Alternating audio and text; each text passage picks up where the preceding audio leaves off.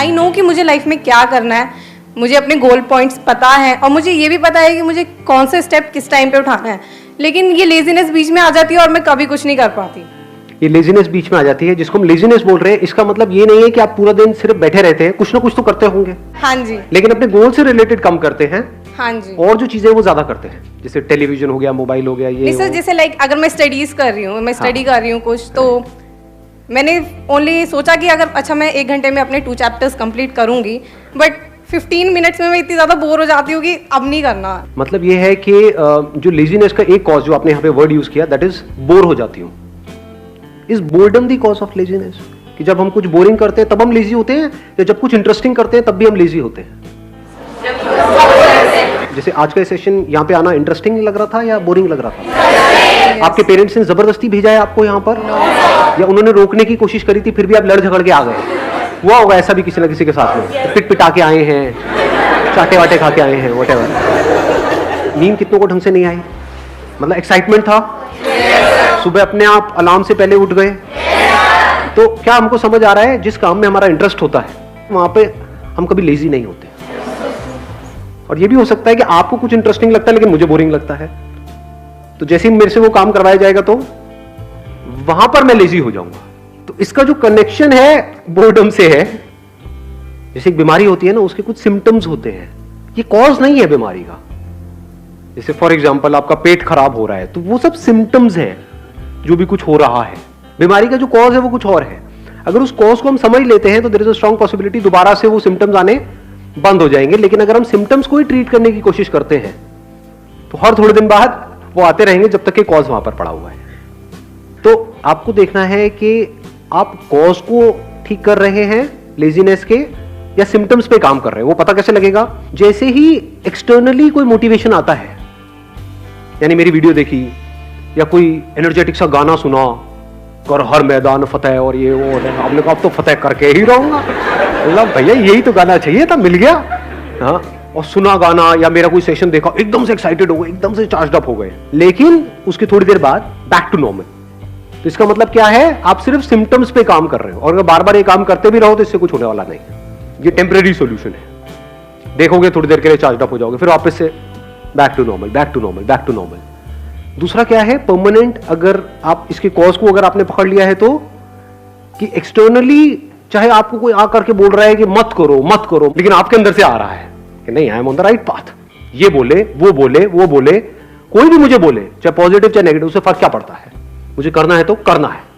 अब आपके ऊपर लेजीनेस हावी नहीं हो सकती। तो अगर ऐसा हो जाए तो काम हो गया। अब ऐसा कैसे होगा?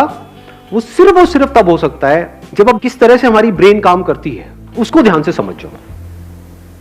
हम क्या करते हैं, क्यों करते हैं, अगर वो हमको फंडामेंटल्स क्लियर हो जाए तो उन फंडामेंटल्स के बेस पे हम कोई भी इक्वेशन बना सकते हैं। Do you want me to go in the fundamentals, या फिर आपको स्टेप्स बताऊं? लेजीनेस से बाहर आना है, स्टेप 1 ये है, make a plan. Step 2 stick to it. Step 3 even if you don't stick to it, again stick to it. खत्म। आप कहोगे हाँ ये बढ़िया है, हाँ, होना आना कुछ नहीं है। तो थोड़ा सा इसको डीपली समझने की कोशिश करते हैं। हमारी ब्रेन, आपकी ब्रेन नहीं, मेरी ब्रेन नहीं, हमारी ब्रेन इसी तरह से काम करती है, based upon pleasure, seeking pleasure and avoiding pain. क्या हम सुबह से रात तक जो भी कुछ करते हैं ऐसे ही नहीं करते हैं? जैसे भी आप एक्ट कर रहे हो, अपने आप से झांक करके देखो अपने माइंड के अंदर, क्या हम ऐसे ही नहीं एक्ट कर रहे हैं? Based upon reward and punishment. अब ध्यान से समझना प्रॉब्लम क्या है। यहां पे एक बहुत बड़ा कॉन्फ्लिक्ट है, बहुत बड़ा कॉन्ट्रडिक्शन है। जो भी आप करना चाहते हो उसके लिए जो करना पड़ेगा वहां पर पेन है। We don't want to go to school और कॉलेज और इवन एट वर्क। आप में से कितने वर्किंग है, इन द सेंस के जॉब कर रहे हैं? आप लोगों को काम पे जाने में मजा आता है, या जब महीने के एंड में जो मिलता है हाथ में उसमें ज्यादा मजा आता है? कि अगर बिना जाए मिल जाए तो अरे मजा आ गया। कि अभी अगर 6 days अ वीक है, वो 5 days हो जाए, 4 days हो, 3 days हो जाए, मजा ही आ जाएगा। मतलब समझ लो क्या हो रहा है।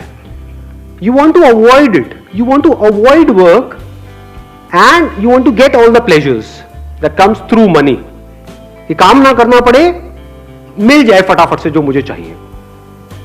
तो अभी कॉन्फ्लिक्ट क्या है यहां पर? बहुत बड़ा कॉन्फ्लिक्ट है कि जो भी आप करने वाले हो उसका रिजल्ट आएगा बहुत बाद में, और ये भी श्योरिटी नहीं है कि रिजल्ट आएगा या नहीं आएगा। फॉर एग्जाम्पल किसी एंट्रेंस की आप तैयारी कर रहे हो, ये भी श्योरिटी नहीं है कि आप क्रैक कर पाओगे या नहीं कर पाओगे, और अगर ये श्योरिटी भी है तो कितने साल बाद जाके उसका रिजल्ट आएगा, 2 साल 3 साल 5 साल।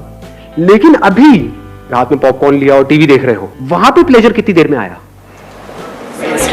इमीडिएट आ रहा है, तो ब्रेन क्या करेगी, इमीडिएट की तरफ ही जाएगी। ये पूरी की पूरी जड़ है जो हमको पकड़ में आ रही है। तो अब इसका रास्ता क्या है, इसका सॉल्यूशन क्या है? अब होता क्या है, एक मजेदार बात आपको बताऊं, हमारे पास गोल्स भी होते हैं, ड्रीम्स भी होते हैं, लेकिन तब भी हम पेटी प्लेजर्स में उलझ करके रह जाते हैं। करना कुछ चाहते हैं लेकिन करते कुछ और है, जिसका हमारे गोल से कोई कनेक्शन नहीं होता है। अपने गोल्स को पोस्टपोन, ऐसा क्यों होता है? क्योंकि गोल्स तो है हमारे पास, लेकिन वो गोल्स या वो ड्रीम्स, उसमें एक्चुअल में कुछ है ही नहीं। मतलब उनको आप सपने तो बोल सकते हो, ड्रीम्स बोल सकते हो, क्योंकि ड्रीम्स किसके पास नहीं होते, सबके पास होते हैं। ड्रीम क्या है कि मैं अपने हाथ से एक रॉकेट बनाऊंगी, उसको मैं ना मार्स पे लेकर के जाऊंगी।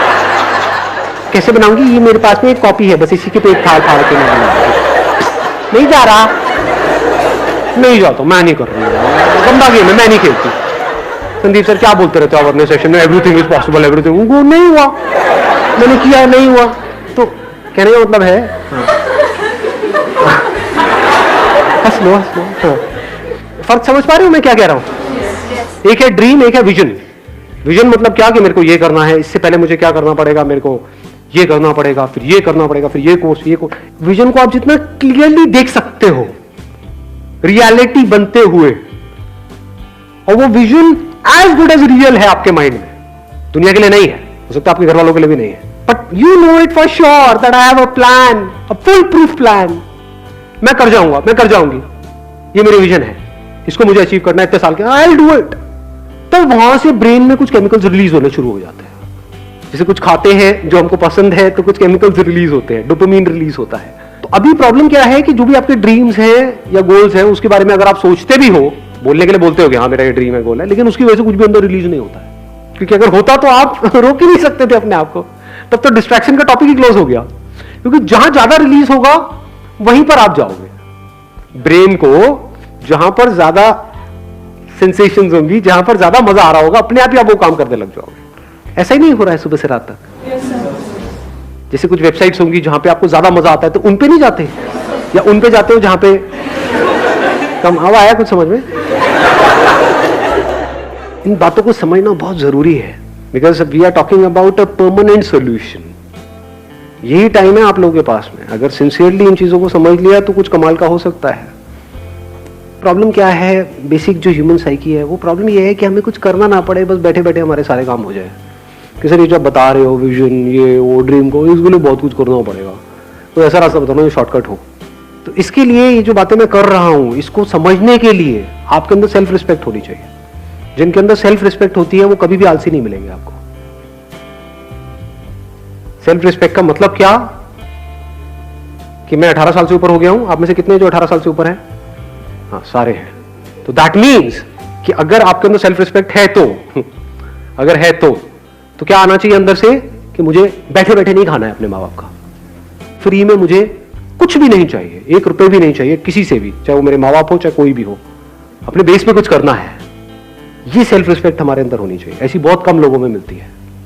कहीं पे भी कोई ऑफर निकाल दो जहां पे ये बोल दो कि हाँ ये लकी ड्रॉ है, और लाखों लोग इकट्ठे हो जाते हैं कनाडा, सब भिखमंगे भरे पड़े हैं। ये कैसी सोच है? आपको अपनी एक किस्सा सुनाऊं? मतलब एक बार गोवा में एक कैसीनो है, तो मैं और मेरा दोस्त वहां पे खेलने गए। तो मेरा जुआ खेलने का सीधा सा उसूल है कि जुए में मैं चाहे जितना मर्जी जीत जाऊं, मैं उसको अपने पास रखूंगा नहीं, मैं हार के ही उठूंगा। मैं पहले ही फिक्स कर लेता हूं अपने माइंड में कि इतना मुझे हारना है। लोग खेलते हैं जीतने के लिए, मैं खेलता हूं हारने के लिए। अब आप कहोगे हारने के लिए क्यों खेलते हो, पागल हो क्या?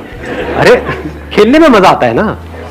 जैसे हम मूवी देखने जाते हैं तो वहां से कुछ मिलता थोड़ी है मूवी देखने के बाद में। आपने 1000 रुपए खर्चा तो क्या मिला एंड में? मूवी देखने में मजा आया। ऐसी जुआ खेलने में मजा आता है कभी कभी, रोज नहीं। तो सोचो मैं जुआरी बैठा हूँ।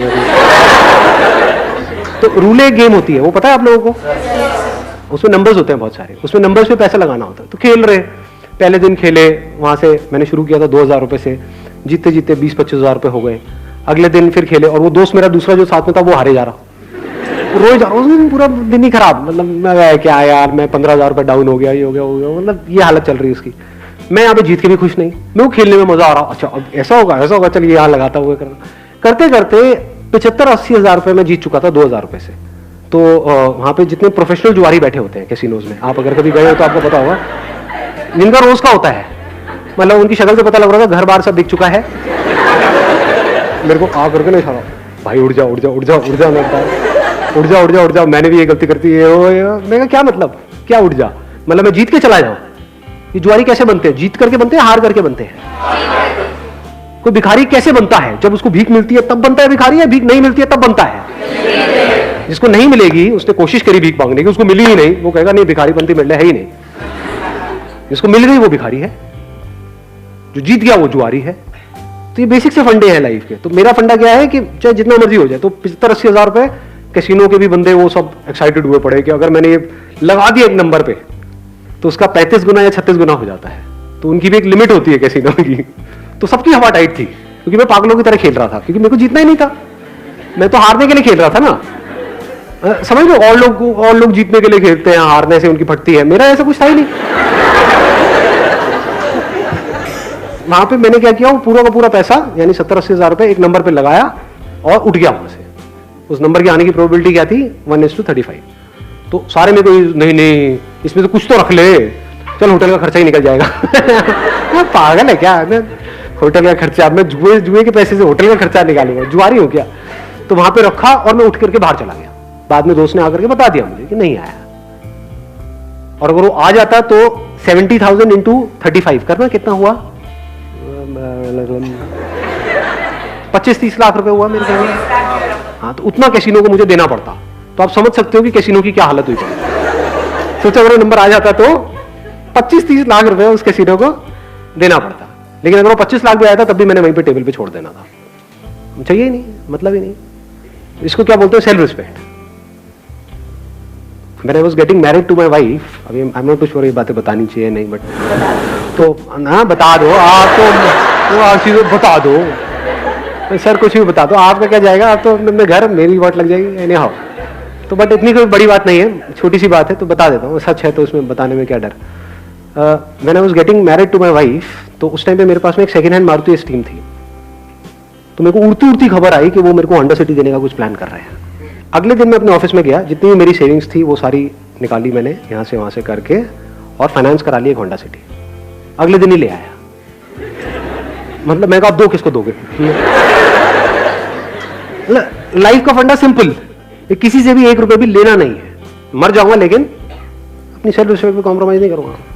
अब ऐसे बंदे जो डाउरी आज कहने के लिए इलीगल है इंडिया में, लेकिन आज भी बहुत लोग हैं जो खुल्लम खुल्ला ये सारे काम कर रहे हैं।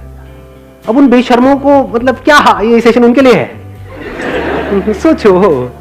अब वो बंदा आकर के पूछेगा सर मेरा आलस कैसे खत्म हो? अबे तू पहले दहेज देने के बारे में तो बंद कर सोचना। हाँ, बैठे बैठे फ्री का खाने के चक्कर में है, तूने किया क्या उसके लिए जो भी तुझे मिला? तो पहले आपको अपने आप से पूछना है, मैं क्या कर रहा हूं? अभी स्क्रीनिंग कर रहा हूं। अगर आपके अंदर सेल्फ रिस्पेक्ट है ही नहीं, यानी आपको फ्री में कहीं से कुछ मिल जाता है तो आप बड़े खुश हो जाते हो, जुए के पैसे से आप बड़े खुश हो जाते हो, दहेज के बारे में सोचते रहते हो सुबह से रात तक कि हाँ मेरे को कितना मिलेगा, मेरी मार्केट वैल्यू क्या है। अगर इस तरह की आपकी सोच है तो ये सेशन आपके लिए नहीं है। सो ये सेशन किन लोगों के लिए है? जिनके अंदर सेल्फ रिस्पेक्ट है। जब सेल्फ रिस्पेक्ट होती है तो फिर हम रास्ते ढूंढते हैं कि लूंगा तो नहीं किसी से भी 1 रुपए भी, तो अब कैसे, मतलब खुद को लायक बनाना पड़ेगा। तो वहां से लेजीनेस जड़ से खत्म होती है। क्योंकि मैंने आपको बताया ना, माइंड 2 तरह से काम करता है, एक है प्लेजर, सीकिंग प्लेजर, एक है अवॉइडिंग पेन। यानी कि अगर आप पूरे दिन ये सोचते रहो कि मुझे अपने किस पेन को अवॉइड करना है, और वो पेन जिसको आप अवॉइड करना चाहते हो वो पेन उससे बड़ा होना चाहिए जो पेन आपको हो रहा है वो काम करने में जो आपको करना पसंद नहीं है। आया ऊपर से गया। हाँ, पढ़ने में पेन होता है, लेकिन अगर नहीं पढ़े तो इस थॉट से अगर आपको पेन होने लग जाए कि अगर मैं नहीं पढ़ा तो मेरे जो मां बाप हैं उनकी हालत बद से बदतर होने वाली है, ये सोच करके अगर आपको उससे ज्यादा पेन होता है जितना आपको पढ़ने में होता है, तो अपने आप ही पढ़ने लग जाओगे। और दूसरी तरफ से मैंने क्या बोला है कि प्लेजर, यानी ऐसी सेंसेशन अंदर से रिलीज हो वो सोच करके विजन के बारे में जो उससे बड़ी हो, जो छोटी मोटी चीजों में, तो कामयाब हो जाओगे। और क्या कर सकते हो अगर इसको इंटेलिजेंटली यूज करना है तो? बोरिंग इंटरेस्टिंग का भी हमको फंडा समझ आया। तो अगर कोई काम बोरिंग है, अगर उसको इंटरेस्टिंग बनाना आ जाए आपको, या उसको इंटरेस्टिंग तरीके से करो, तो भी काम हो गया। जैसे मेरे 11th में मैथ्स में बड़े अच्छे नंबर आए थे। मेरे स्कूल में ज्यादातर बच्चे 11th में फेल हो गए थे मैथ्स में, मेरे बड़े बढ़िया नंबर आए थे। क्यों? क्योंकि हमारे जो मैथ्स के सर थे स्कूल में, उनसे मैं ट्यूशन पढ़ने जाता था, और एक भी ट्यूशन मैंने मिस नहीं करी, एक भी क्लास मिस नहीं करी। क्यों नहीं करी? नहीं इसलिए नहीं कि वो बहुत अच्छा पढ़ाते थे, अरे नहीं नहीं नहीं, क्योंकि आज जो मेरी बीवी है वो भी वहां पढ़ने जाती थी।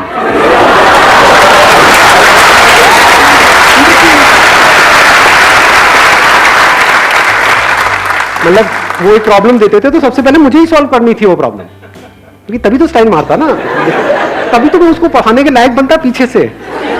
तो समझे?